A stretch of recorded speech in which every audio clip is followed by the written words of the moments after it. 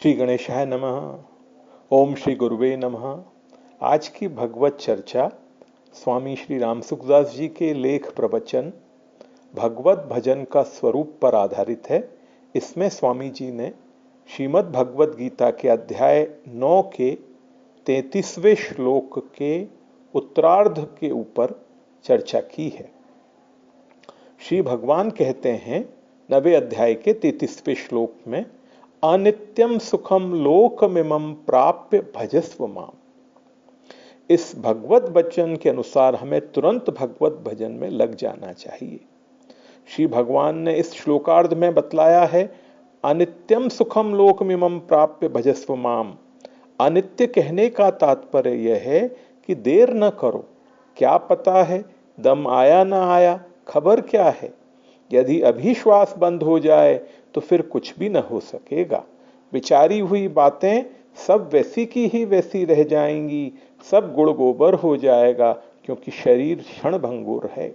यह एक क्षण भी स्थिर नहीं रहता, प्रति क्षण बड़ी तेजी से जा रहा है और जा रहा है उस मृत्यु की ओर जिसको कोई नहीं चाहता। वही मृत्यु प्रतिक्षण समीप आ रही है। प्रति घंटा 900 श्वास जा रहे हैं, 24 घंटों में 21,600 श्वास चले जाते हैं। जरा इस ओर ध्यान देना चाहिए।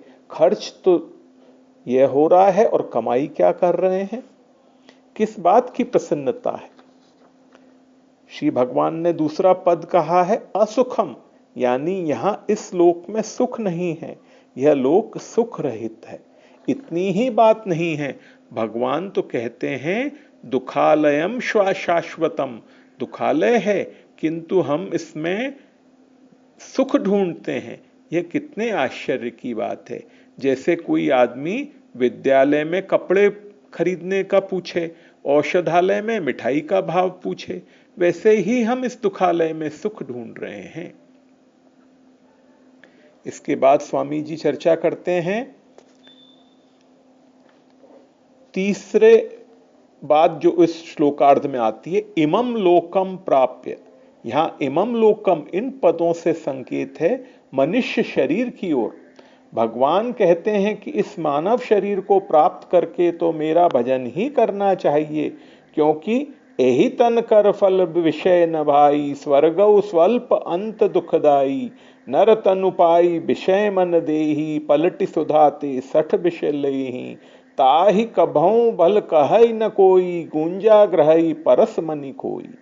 अतएव इस मानव देह को प्राप्त करके तो केवल भगवत भजन ही करना चाहिए, क्योंकि दूसरे दूसरे काम तो अन्यान्य शरीर में भी हो सकते हैं, पर भजन का अवसर तो केवल इसी शरीर में है।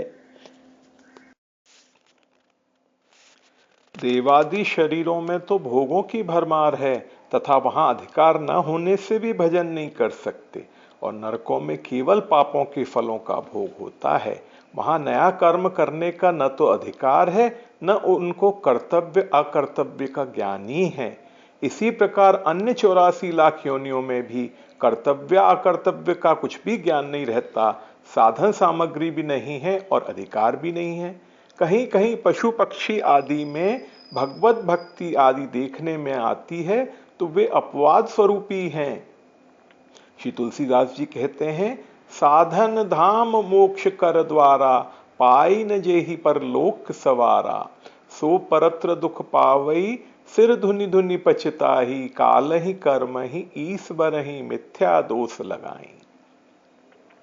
भगवान ने श्लोक के उत्तरार्ध में चौथी बात कही है, माम भजस्व, मुझको भजो। आज तक जैसा देखा, जैसा सुना और पढ़ा, उनके अनुसार भगवान का साकार निराकार सगुण निर्गुण जैसा स्वरूप समझा, वही है भगवान का स्वरूप।